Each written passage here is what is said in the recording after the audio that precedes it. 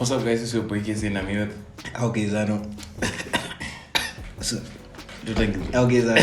Yes, sir. Yes, sir. Yeah, okay. So today we've got Bling4. Four. Mangwana Kunei. How fast was it? Gonna ma title emasonga kadeka. That one was what is Bling4.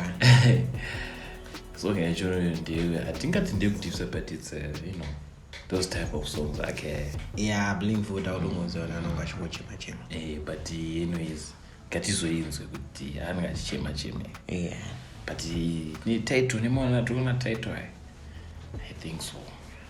But all the biso. Yeah. The gadzirire bisa. So yeah, let's get straight into the video. Like, share, subscribe to my boy channel. Yes, sir. Vibes. Comment down below what you think. Yes, sir. 4. Let's get it. Hello, mama. Hello, mwanangu. Wakadiko mwanangu. Ndiribuza ngumulise yakazeri mkomana. Mkomana asati asvika sintoimba mazuva mashoma anotevera anenge asvika zvake. Well, it is okay. Ngusere. Aiwa ndinotenda waita basa mwanangu. All right, bye. Bye.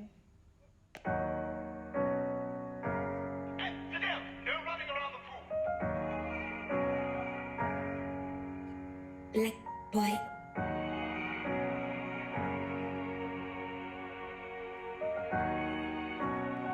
Fool. No one knows tomorrow. Wanazoti Mangwana Kunei. Sasa ndoita zvese njara nemoyo. Tiramai wangu sazocheme nini. Ndoka ndarita ti steps ahead insana move. Uzanyiziye tumberi kunei. Kwafeda confusion sana nyura. Cause I know antemba nini. Yeah. Andiro azoti ndiye hero mwana wandanga. Yeah. Satataura. Yeah, aruspita. Ndomwe anoimba ka zvekwa ketchups uimba nezvelife yake. Yeah. Because you can hear it kuti mvisa anangonyora 2 minutes. Because anzi 10 steps ahead. I'm always 10 steps ahead because I'm supposed to have a name. Yeah. And I always cheat so that because mom's cheat or something. Yeah. So it's about the life. Kuti you don't know what's gonna happen. Yeah, but that's fact. Tomorrow is never promised. Yeah. Live your life to do the most today. Do the most. What you're doing, do it at your best capacity because you never know. You never know tomorrow. And it's facts. Yeah. Kwanzongomuka wadzingo basi. Shamari. Kwanzongomuka zvese zvangotako. Kwanzongomuka pe heartbreak njolo. But unozoita sei bana. Iyo abana. Abana. Zvinonga zvitori nazvo zvisina kupedza energy. Exactly. That's a different story. Yeah, it's gonna be drama. That's a different story. Aiwa, ndakashingirira nhasi. Ndoramba Mangwana. Ndoita sei bana.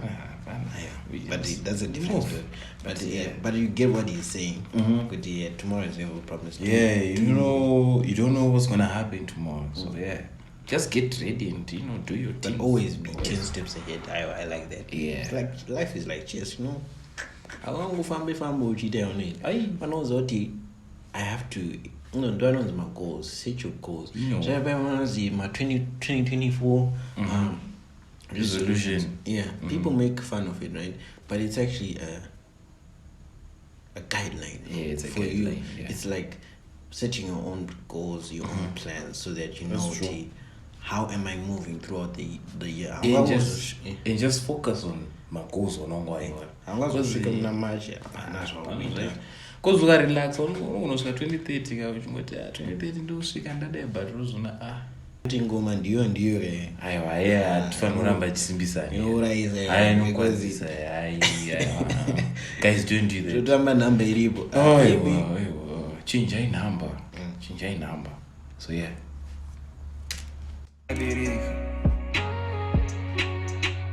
ndizvo here izvi zvaiverenga shanda sebenzi ndosaka ndichigara ndakarembera pfungwa dzinogara dzakaremerwa 4 amadhondowari ndikasafone mupenda namuti yei nondichengeta everyday ndikutedzera zvamandiudza nchiri muleni namacho nondichenge it every day nehora dzatinosangana nazo dena ndiri weak ndara give up but now ndonzwisisa kuti pese panongoitira mistake ndenge ndichodzidza ndiriga chekuti loud. So this is low-key a dedication to his mom, guy. Yeah. And I told her kuti namadem mums ndio nonga yakanichengeta. Guys. Mwana mai wari unamata kunzo. Unamati. Tomboti mwana wangu adaiso.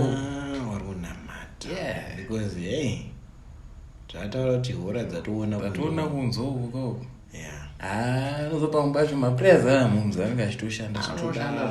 I feel like anika added value. I mean exactly added value. Kuti yo wana matauka. Then you want to voice soka value so that you be strong to that. So yeah. A mother's prayer is it's something else. Something else. Respect her. So to that.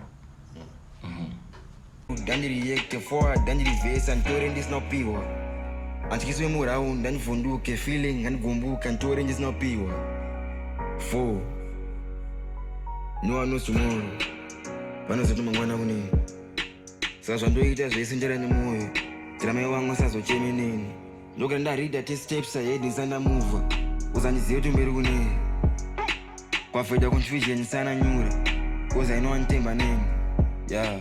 Andiri wazoti ndiyero mwana wandakabereka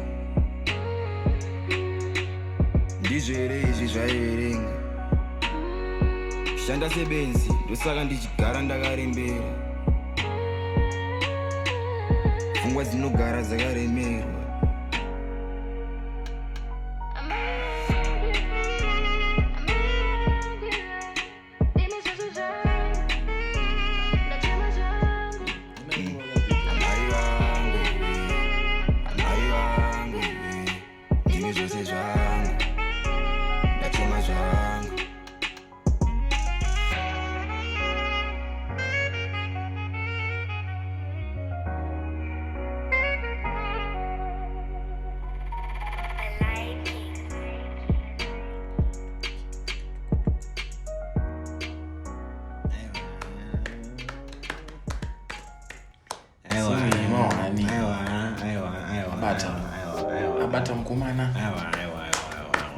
I like this. Shout out to you, Bling4. I like this song. I like the message in this song.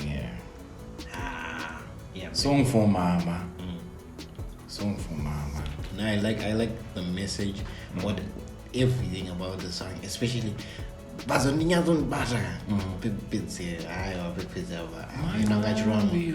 vocals. Yeah, shout out to you. My vocals. Yeah, I fought that one. I shout out to deep one. Shout out to deep song. This year or no Fruda? No. This is only January, bro. God, January. Imagine fair. Yeah. Shout out to you guys. I think you guys are pushing. People.